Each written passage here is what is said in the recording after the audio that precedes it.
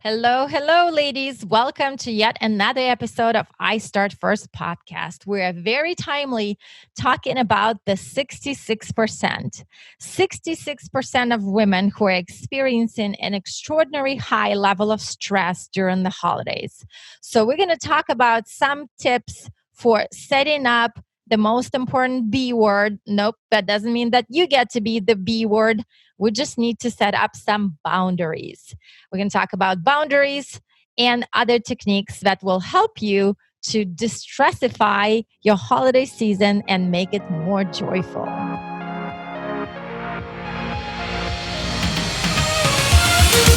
Hi, loves. Welcome to iStartFirst podcast, the show for boss babes who start ideas, businesses, dreams, and lifestyle. I'm your host, Alenka Cullinan, founder of iStartFirst, speaker, author, and business coach, aka Queen of Pushing Boss Babes off the ledge. On this show, I chat with epic humans who are guaranteed to uplevel your business and mindset. Are you ready to sparkle up? Let's go. Hi, my loves. Welcome to another episode of iStartFirst podcast. And we're going to talk about something very real today.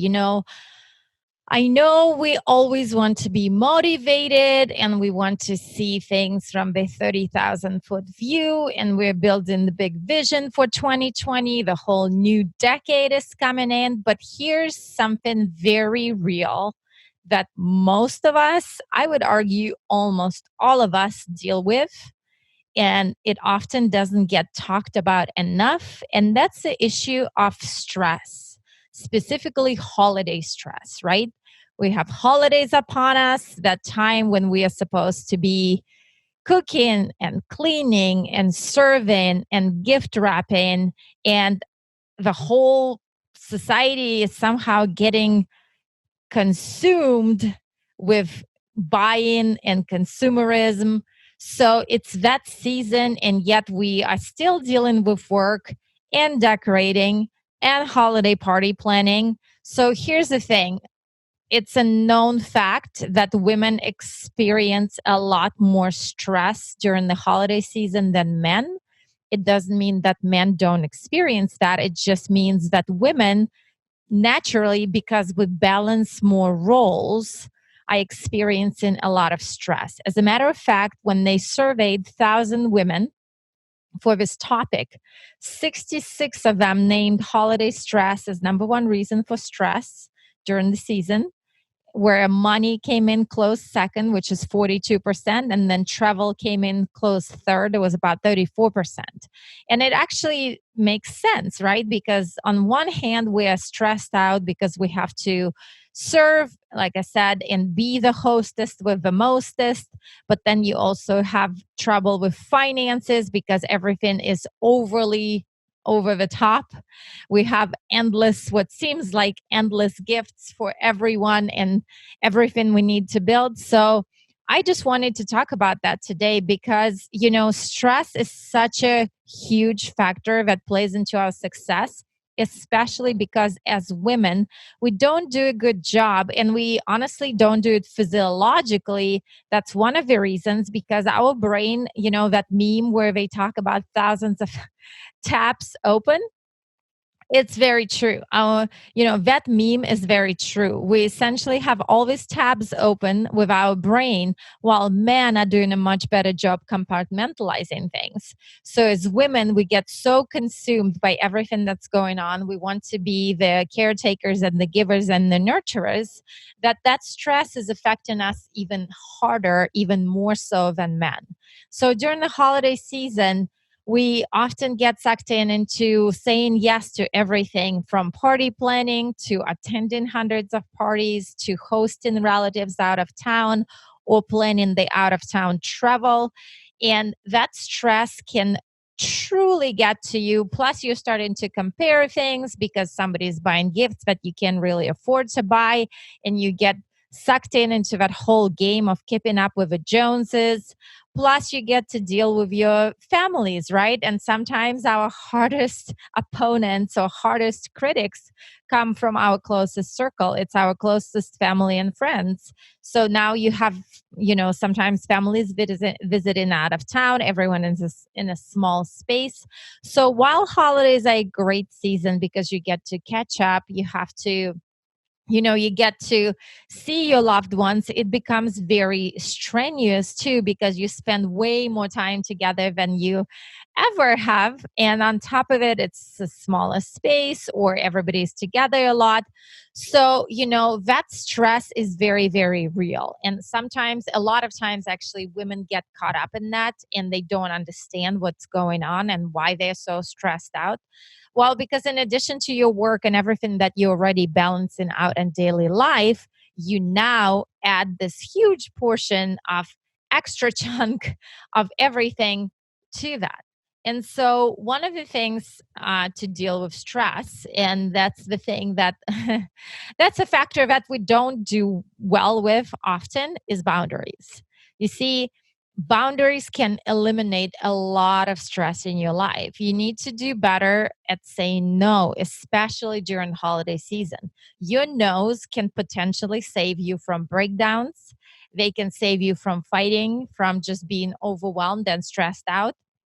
So it is okay, absolutely, to say no to certain expectations. It is okay to say no to certain parties. You don't have to attend everything in your community and say yes to every possible invite. And then on top of that, you don't need to say yes to everything that's requested of you by your family or your relatives. It is absolutely okay to do potluck style dinner and have everybody bring something. It is absolutely okay to cater a dinner in if that's what if what you're struggling with.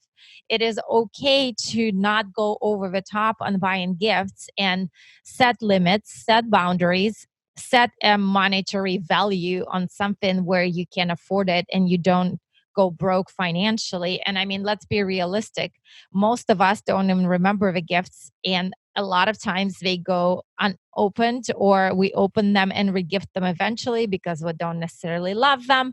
So, it is completely okay to set up those parameters within your family and with your closest loved ones and not feel guilty about it. I feel that as women, we often, with that stress, comes that guilt. But how could I? How could I, Olenka, possibly ask my mother in law to make a dish? How could I possibly tell my kids that we are only going to have X amount of dollars? Well, I want to share a story with you. You see, I come from Russia, and in Russia, it is very customary to have one gift, and I grew up with that. And so when my daughter was little, we actually only presented it to her that Santa only brings one gift. And till this day, she doesn't expect anything different in my house. Santa, or at this point, she knows it's mom, brings only one gift, and she chooses it very wisely and she chooses it very carefully. And I assure you that she does not feel any sort of lack, and she gets very excited about her gift. While we literally were joking with her the other day how she still has unopened gifts from her birthday. We still have games and activities that haven't been opened, and she's now starting to realize that there is value in choosing something very carefully and really analyzing, do you want this? Are you going to spend time playing with this? Is this going to serve some kind of purpose? It's teaching her a lot of value to place on that one thing or one experience that she wants. So it is absolutely okay to teach your kids value rather than lavishing them with all types of sorts of gifts. And do the same with your partner, do the same with your family. Your boundaries are going to be precursor to your success, to really limit that stressful environment. Because you see, I also grew up in an environment where my mother, just like my grandmother, which is natural, were both perfectionists. And so my mother did not know any better because she literally learned from my grandmother. And I remember that no matter what, in Russia, we celebrate New Year's, and it's a bigger celebration than Christmas. So I remember that no matter what, on January 1st, we had to get up at early hours so we could make it to my grandmother's house for breakfast because that was the rule. You go and have, the next day celebration with your closest family. And I remember me and my brother being 12 and 14 and 17 and really rebelling against that because we would stay up later. We would stay up till 2 or 1 or 2 o'clock with our family and our friends and really have a great celebration. And then my mom would wake us up at 7 in the morning next day. And we had such horrible attitude about it, and it ultimately caused a fight. And then we would come to my grandmother's house and we had to pretend smile and be those perfect ungratefully grateful children. And it left such a bitter feeling inside me because I could never understand what was the purpose, like what purpose did that serve, that nobody was happy by the time we got to that morning breakfast or whatever. If we did not have that joy, it literally sucked the joy out of the holidays for me. And New Year's has always been one of my favorite holidays. So you see, I also grew up watching my mom and my grandmother every holiday season get super stressed out, try to do everything, yell at us ultimately for help, and nobody really could perform at the level they wanted to. So even if we did help, it was never at the level that was sufficient enough. So, what holiday really turned into is some kind of race for perfection that was completely unattainable, that was some type of unspoken competition with other families and other friends of my grandmother and my mother. And, I really remember not enjoying holidays for that exact reason, because if it was a birthday, it would ultimately end up in fighting because everybody had to perform at a certain level. And then we would stay up and do countless dishes. And I couldn't understand why we couldn't just make everything simpler and we didn't have to cook 55,000 things. And later in my years, I think it was a pretty big shock for my mother when I kept catering dinners instead of cooking them, even though I'm quite a good cook.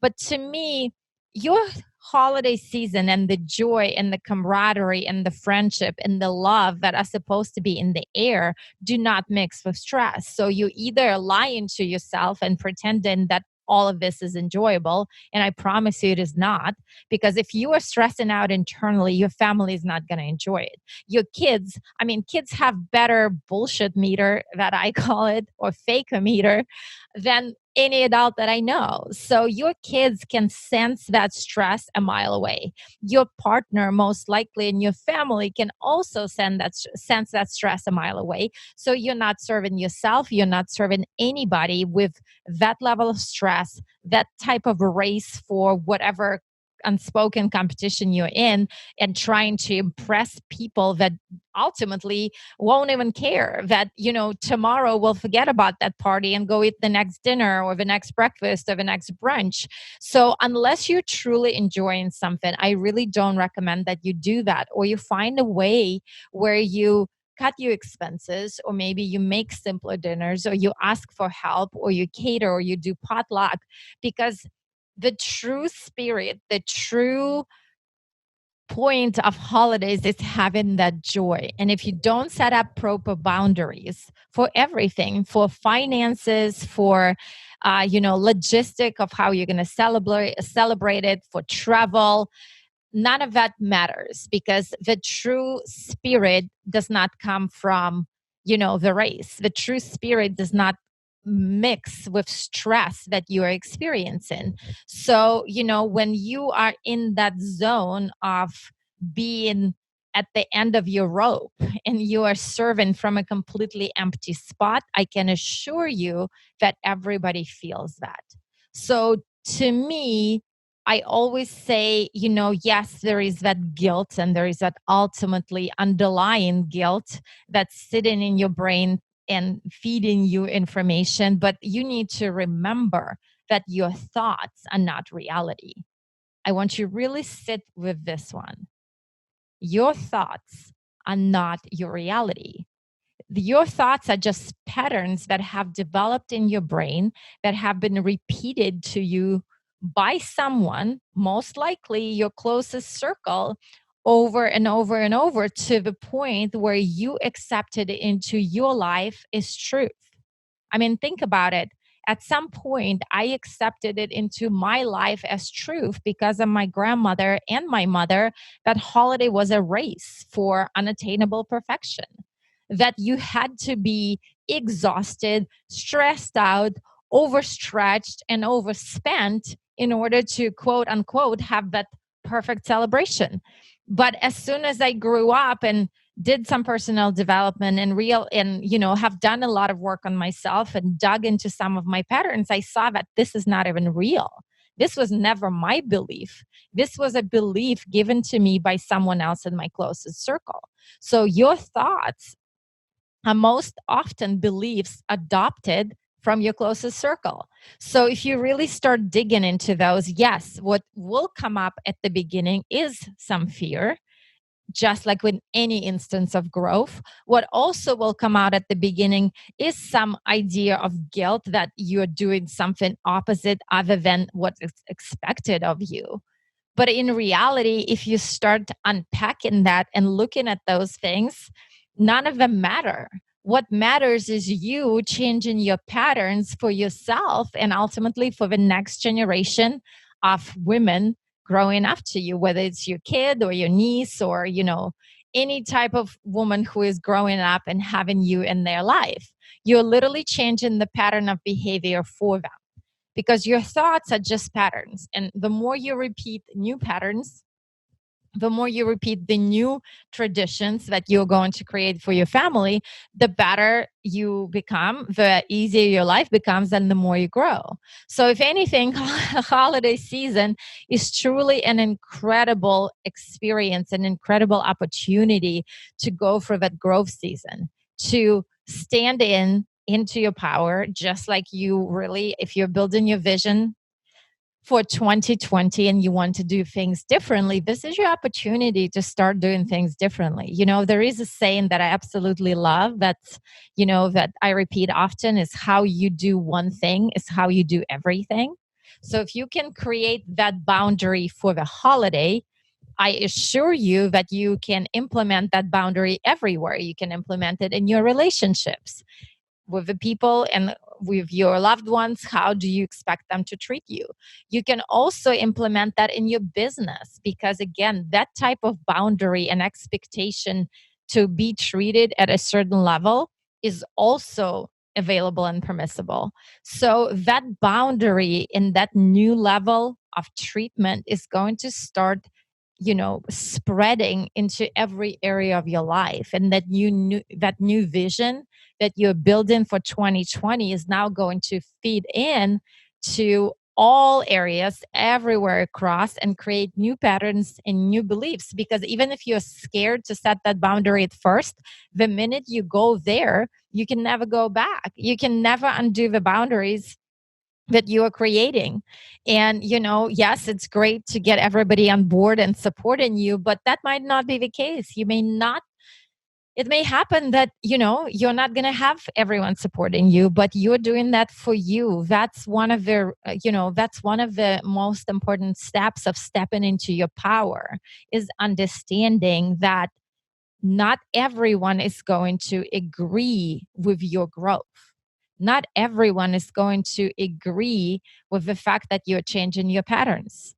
Not everyone is going to be supportive and loving. But if you're doing it for you, not anyone else, if you're doing it for you in the first place, then it won't really matter what everybody else thinks. And whether they are supporting you or denying you that support, you're still going to continue to do it.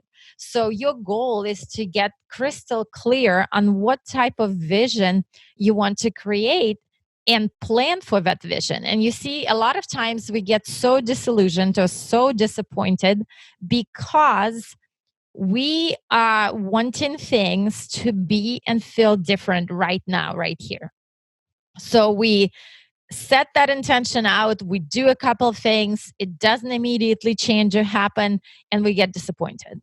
Well, for a better outcome or for a better result, what needs to happen is that we need to start feeling today, right now, in this moment, on vision how we want it to be and the type of life we want to create. So we need to make decisions today for the future life, that how we want ourselves to be. We want to make decisions today on how we create the vision and execute on that vision as if it's already happening. Because in that case, you can't get disillusioned. You know it's not going to happen right now, right here in this moment. But you're still working on it. You're still doing the steps. You're still executing. And then it ultimately is bound to happen. It's just like math, right? If you put in two and two together, mathematically and logically, it's going to end up being four. So this is no different. If you continue executing today on the vision of how you want to be in 2020, or whatever, next 5 years, next 10 years, you will ultimately be executing at that level, and you will ultimately, step by step, every single day, get there. So these boundaries are setting you up for a pathway of success and help you execute your vision for your future life without being constantly disappointed because nothing is happening right this second, or very little possibly is happening this second. So when you're getting into this holiday season this year, it's your last season before 2020, which is a whole new decade. You need to realize that your boundaries are potentially setting you up for the years and years of success. The boundaries you're going to create are going to de-stressify you, take that stress level down. They're also going to teach people around you on what type of expectations you're setting and what kind of treatment you're expecting. You're also going to create a vision that you're going to start executing on based on these boundaries. And, it's just no different, like the story I told you, right, with my daughter, because had I not started her on understanding that Santa only brings one gift since she was little, tiny, 2, 3, 1, whatever she remembers, she would not have been having these expectations today. She would have changed them, but she still is completely fine. And now she's very logical and realistic about the fact that we absolutely have one gift for Christmas, and that's it. And it's not traumatic. It is not weird. This is the expectation she's, at this point assumed as her belief from me. And I'm very happy about it. So you are starting to create expectations today, this holiday season. However you decide to execute this, you can talk to your family, you can talk to your partner, you can talk to your kids and get everybody on board. But ultimate goal is that you need to set boundaries. You need to start creating traditions that are meaningful to you, not other people and everybody who is talking about.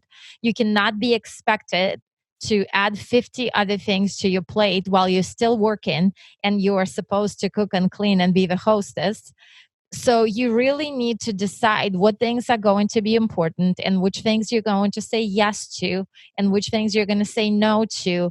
Because if you are not enjoying the spirit of the season, if you don't have joy in your life, then the whole holiday charade is kind of pointless. So I really hope you're going to take this to heart, because 66% is way too high for the women in the country to be stressed, especially about something that is supposed to be as joyful as the holidays. And if you know a fellow sister who needs to hear this, please share this.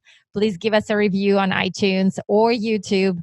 And I wish you all very early, a very merry and successful holiday season. Less stress, more joy. Thank you so much for listening to iStartFirst podcast. If you loved it as much as I did, feel free to tag us on Instagram at iStartFirst_. Share it with your besties, and if you feel so compelled, give us that 5-star review on iTunes. Till next time, and like always, kick ass and sparkle up.